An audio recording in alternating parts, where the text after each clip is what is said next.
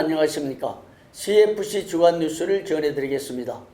총신조사처리 및 정상화 특별위원회가 총신대 정상화를 위해 머리를 맞댔습니다.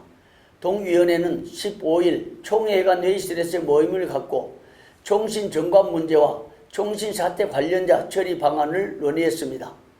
이날 정관 개정안을 보고한 제1소위원회 위원장 김상현 목사는 총신대 정관을 원상태로 복원하는 것을 원칙으로 개정안을 준비했다고 밝혔습니다.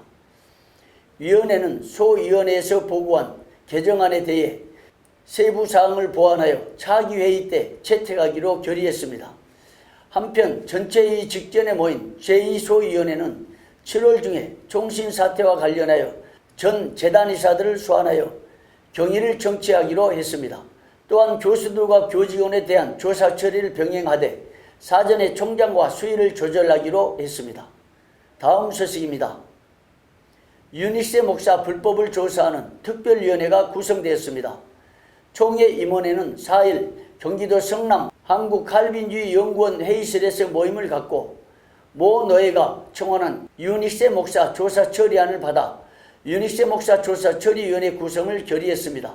동위원회는 모 노예가 청원한 조사 처리안을 바탕으로 윤 목사에 대한 제103회 총회 선거 입후보자 자격 요건 불법성 여부, 제103회 총회 총대성 불법성 여부, 제102회 총회 시 논란되었던 이중직 위반 여부, 불재수 합의서를 제출한 후 선거 관련 소송을 제기한 행위에 대한 선거 규정 위반 여부, 폭행 여부 등에 대해 조사할 것으로 보입니다. 이로써 법원의 총회장, 서기, 부서기 직무집행 가처분을 신청한 윤익세 목사는 모 노예의 청원에 의해 총회 임원회로부터 5가지 불법성 여부를 조사받게 되어 그 결과에 교단의 관심이 쏠리고 있습니다. 다음 소식입니다. 이단 전문사에게 40여 년간 헌신해온 진용식 목사가 40년 성역 감사예배를 드렸습니다. 6일 안산 상록교회에서 드려진 감사예배는 교회 설립 20주년과 진용식 목사 성역 40주년을 기념하는 뜻깊은 행사였습니다. 감사예배에서 말씀을 전한 최상경 목사는 진 목사는 이단에 빠진 많은 사람을 건져내서 한국교회를 지키는 데 앞장섰다면서 계속해서 복음과 진리로 한국교회를 보호하는 데 앞장서 달라고 당부했습니다. 진용식 목사는 한국교회의 대표적 이단인 신천지 예수 증거장막 성전, 하나님의 교회, 세계복음선교협회 구 안상홍 증인회, 구원파 등에 빠졌던 2천여 명의 피해자들을 회심시킨 이단 전문 사역자입니다. 인사에 나선 진 목사는 40년 이단 상담과 20년 상록교회 역사는 하나님께서 함께 하셨다면서 이단들과 싸우는 사역에 하나님의 능력이 함께 하실 것을 믿는다고 소감을 전했습니다. 예, 오늘 우리 40주년을 맞아서 또 우리 상록교회 20주년을 맞아서 정말 하나님께서 그동안에 함께 하시고 지켜주셨다고 확신이 듭니다. 그리고 지금까지 인도해 주신 하나님께서 앞으로의 사역도 하나님께서 함께 해주실 거라고 믿습니다. 특히 이단들과 싸우는 사역에 하나님의 능력이 늘 함께 하시기를 기도하고 있습니다. 다음 소식입니다. 한기총 대표회장 정광훈 목사가 대통령을 향해 문재인 하야를 외치며 시위를 계속하고 있습니다.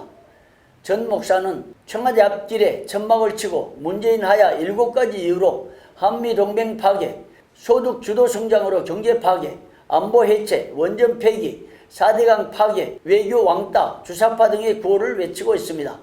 10일 교계 기자들과 가진 간담회에서 정광훈 목사는 우리나라의 자유민주주의를 지키기 위해 길거리로 나섰다면서 대한민국 헌법 위에 있는 국가 건립 이념은 자유민주주의, 자유시장경제, 한미동맹, 기독교 입국론인데 이것을 거칠고 파괴하는 자는 용서할 수 없다고 목소리를 높였습니다.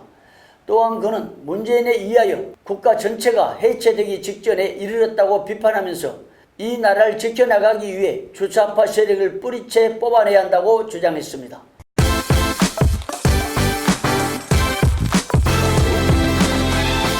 뉴스 초대서 오늘은 특별한 목회, 특별한 교회에서 사역하시는 경성교회 박종걸 목사님을 모셨습니다. 목사님 반갑습니다. 반갑습니다, 목사님. 예, 교회 사역을 행할 때 예.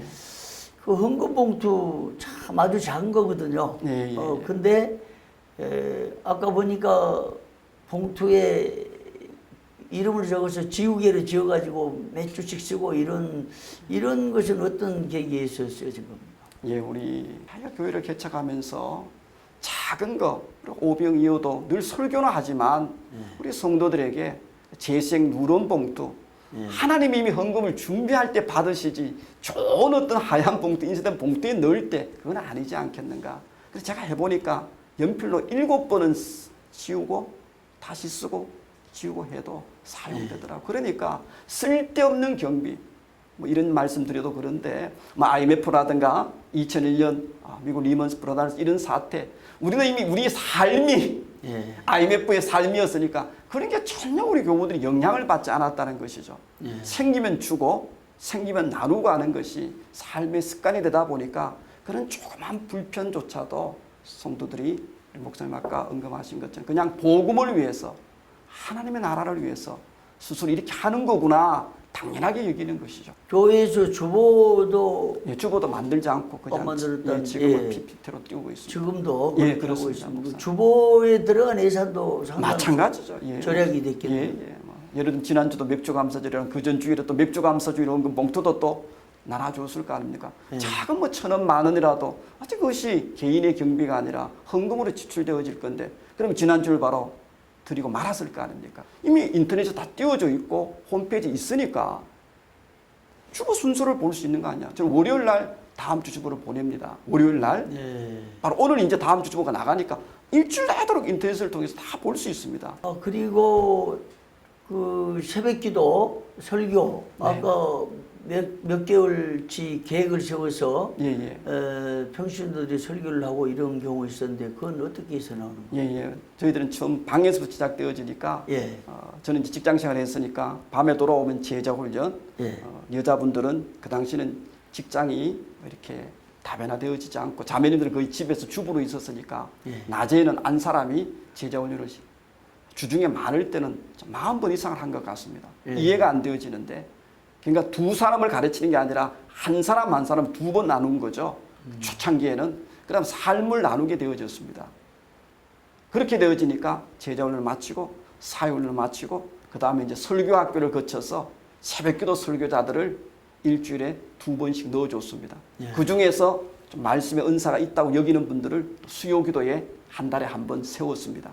그리고 또 그 중에 또 은사가 있는 분들은 주일날 1년 52주 가운데 5번째 주일이 있을 때가 있습니다. 5번째 주일, 그때 바로 이렇게 주일 설교자들도 세워졌습니다. 그것이 개혁주의 어떤 관점에서 어떻게 볼지 모르지만 저는 왕같은 제사장이라는 것을 믿고 그분들은 제자훈련, 사역훈련, 설교 학교를 거쳐졌으니까 저는 주일날 또 강단에 세웁니다. 그러면 이제 교회 재정 부분에요. 네네네. 그 이미 공개된 언론에 보니까 그 구제봉사 선교 등의 실천을 하신 걸 들었는데 어떻게? 네네네. 뭐 재정의 근간이 11조니까요. 일단 11조가 들어오면은 무조건 10분의 1은 선교로 뗍니다. 그다음 또 10분의 1은 구제로 뗍니다. 그다음에 20분의 1은 장학으로 뗍니다. 왜 그럼 장학은 10분의 1이 아닌가? 바로 1년에 2번의 절기, 4번 중에 2번 맥주 감사절과 바로 이렇게 부활절 헌금, 성탄절 헌금, 맥주절과 성탄 헌금은 전액 장학금으로 씁니다. 성탄 헌금은 그 다음에 1기분 장학금으로, 맥주 감금 지난 주일 바로 맥주 헌금은 바로 2기분 장학금으로. 그러다 보니까 11조에 20분을 해도 전체 밸런스는 이렇게 선교 구제 장학이, 그래서 최종은 바로 재정의 50%를 이렇게 나누어 주는 겁니다. 그래도 남는 것이 있어서 동행 프로젝트라고 해서 10가지 프로젝트를 온 성도들이 다 정해서 제비뽑기를 해서 순번을 정해서 매년 성찬절 달 이렇게 지급하고 있습니다. 예를 들면 홀로 되신 사모님들, 그다음 다문화 가족들, 탈북자들 이런 프로젝트가 있습니다. 그걸 우리는 동행 프로젝트라 그럽니다. 어쨌든지 모으지 않고 자꾸 나누려고 애를 쓰고 있습니다. 목사님이 바라볼 때 교회란 뭔가 성경에서 혹은 신학적으로 이 교회에 대해서 한번 설명해 주시면 좋겠습니다. 교회가 뭐냐고. 성도들이 모이는 공동체뿐만 아니라 흩어지는 공동체에서 적어도 세상의 소금이 되라가 아니라 예수님은 세상의 소금이라 세상의 빛이 되라. 하늘아 세상의 빛이라 그랬는데 이 시대는 교회가 세상의 걱정거리가 되어 있지 않습니까? You are the salt, you are the light잖아요. You become이 아니지 않습니까, 목사님? 네. 예, 그 성경의 가치를 실현하는 교회. 네, 삶으로 예. 좀 강조하고 삶 싶습니다. 속에서. 삶으로. 저는 교회 내에서의 모습보다는 그걸 갖고 절대로 직분자를 세우면 안 된다고 얘기해줍니다. 교회라는 것은 바로 하나님의 영광을 위해서 흩어진 삶의 자리에서 주의 복음의 삶의 예배자로 살아가도록 하는 그것이 바로 저는 교회가 아닌가 그렇게 얘기해줍니다. 이게 이제 목사님 사역과 교회로서는 뭐 성전을 건축해야겠다, 수를 많이 늘려야겠다 이런 것은 부차적인 것으로. 근데 더불어 하나님이 주신 거 있잖아요. 본질적인 것은 네네. 삶에서 실천하는 예, 삶의 실천을 성교와 구제와 장을 통해서 하나님 나라를 확장시켜 나가는데 필요하면 건물을 주신다고 여겼는데 하나님이 건물을 주시더군요. 그래서 건물이 이제 근데 생겨버린 거예요. 생겼습니까? 살려고 한 게 아니라 생겨버린 거죠. 예. 세계 경제 위기 때문에 예배당이 있던 교회가 어려워지면서 예. 또 그 지역이 뉴타운이 되어지면서 교우들이 뿔뿔이 흩어지니까 감당을 못하게 되어서 저희들이 사람을 돕는 구제 사역처럼 그 예배당을 건져 주었습니다. 그래서 지금 예배당 대지가 277평 2층 아담한 예배당이 당곡의 옆 인근에 있습니다. 불암산 자락이 있습니다. 하나님께서 참 특별한 은혜로 주신 것 같습니다. 선물로 다 여기고 있습니다. 건물을 땅 한 평도 없는 상가교회가 277평 그 땅을 소유하게 된 것은 우리의 노력과 저축이 아니었거든요. 가치가 실종된 이런 시대에 어떻게 교회가 해야 할 것인가 좀 간추려서 몇 마디 말씀해 주시면 좋겠습니다. 예, 저는 먼저 목회자들이 지금 목사님 말씀한 것처럼 예. 교회의 성장주의에서 벗어나서 예. 왜 저는 기회가 될 때마다 교우들과 우리 후배 목사님들에게 왜 주기도문을 날마다 고백하면서 아버지의 뜻이 하늘에서 이루어진 것처럼 땅에서도 이루어지리라 늘 기도하면서 가르치시는데 왜 이 시대에는 모두 솔로몬이 되느냐? 예. 왜 다윗이 없는가? 이름은 미국 사람 이름을 보면 데이빗이 많습니다. 솔로몬보다. 저는 그걸 이렇게 적용했으면 좋겠습니다. 성전을 지을 모든 준비를 다 갖추었지만 하나님이 노하면 안 할 수 있는 그 믿음과 용기. 근데 왜 우리는 예배당이 일생일대의 목표가 되어지고 목회의 최고의 정점이 예배당 건축으로 여기느냐. 그렇게 해서 얼마나 많은 예배당들이 경매에 넘어가지 않았습니까? 이단들이 들어와 있고. 저는 그것은 아닌 것을 그 나라와 그를 먼저 구하라. 순서를 제대로 잡는 것을 늘 가르쳐 왔는데 목회자 스스로가 이제라도 예배당이 아니라 바로 사람 중심. 그 사람의 모임이 필요할 때 하나님이 건물을 주신다. 그래서 저는 저희 교회의 슬로건이 바로 85%의 작은 교회의 희망이 된다는 것은 어떤 목회의 본질뿐만 아니라 예배당에 매이지 마라. 예배당은 하나님이 필요할 때 선물로 주시더라는 것을 저희들이 성전 건축은 따로 하지 않고도 성교구제 장학을 다 하고 동행 프로젝트를 하고도 남은 금액으로 어떻게 예배당이 진짜 뚝 떨어지는지를 보여주고 싶습니다. 그렇게 진행되고 있습니다. 그것이 바로 우리 다음 세대를 위한 귀한 멋진 선물이자 아마 어떤 이정표가 될 것 같습니다. 그 노회장 직무를 하면서 참 오늘도 목사님 이제 저쪽 상계동에서 광명까지 노회장으로서 노회교회를 돌보기 위해서 새벽에 참석하셨다는 얘기 이제 듣고 저도 놀랬고 감동이 됐습니다. 작은 교회 새벽기도 참석해서 교회 후원금도 드리고 노회장으로서 교회 함께 어려움을 같이 공유하고 느끼고 이런 얘기 들어서 감동이었는데 오늘 그 교회 방문 그 얘기를 한번 해주시면 좋겠습니다. 예, 목사님 저 평소노회에 4개 시찰이 있습니다. 부족하지만 지난 4월 23일 저희 예배당에서 열린 노회에서 제가 노회장으로 이렇게 취임을 하면서 일성이 어려운 교회 목사님의 눈물을 한 분이라도 더 닦아주겠자. 그것이 제 나름의 노회장으로서의 제 마음가짐이었습니다. 물질로서 나눠주는 것은 이미 평신도들도 주일 설교를 하다 보니까 우리 어려운 교회 목사님을 한두 명 정말 내 가족 외에 내 설교를 들을 수 있는 분이 한 명이면 좋겠다. 그런 목사님들의 소리도 들은 적이 있어서 저희 주일 강단을 1년에 4-5번 내드리고 있습니다. 예. 그리고 1년 도와드릴 150만 원씩 지원해드리고 있습니다. 예. 왜냐하면 단순히 물질이 아니라 정말 좀 있는 데서 설교하고 싶은 거, 그것이 얼마나 그분들의 꿈이 아닌가 싶어서 주일 강단을 내어드리고 있습니다. 그 반면에 저도 그분들의 교회를 어떻게 방문해 볼 수 있을까? 현장을 보면 내가 새벽에 기도할 때 더 구체적이 되지 않을까 싶어서 각 시찰에서 교회 요람에 보면, 우리 노회 요람에 보면 상예비 책정된 금액이 있습니다. 정말 어렵고 힘든 작은 교회를 그 목사님에게는 말씀드리지 않고 노회 서기 목사님이 새벽기도 시간을 몇 시인지 확인만 저한테 해주면 제가 전날 아까 말씀드린 BMW를 타니까 당일날 새벽은 첫 차가 지하철이 5시 10분 이렇게 되니까 5시 새벽기도 못 맞추어서 전날 바로 인근에 숙소를 정하고 답사를 미리 해놓고 오늘 같은 경우에는 강명 사거리에 있는 한 교회 그렇게 새벽 5시에 방문해서 이렇게 작은 것입니다. 그냥 헌금이 아니라 목사님 사모님과 꼭 이렇게 외식 한번 하십시오. 아니면 그냥 가족들과 함께 피자 파티 하십시오. 그렇게 쪽지를 남겨드리고 작은 이렇게 사랑을 이렇게 전하고 옵니다.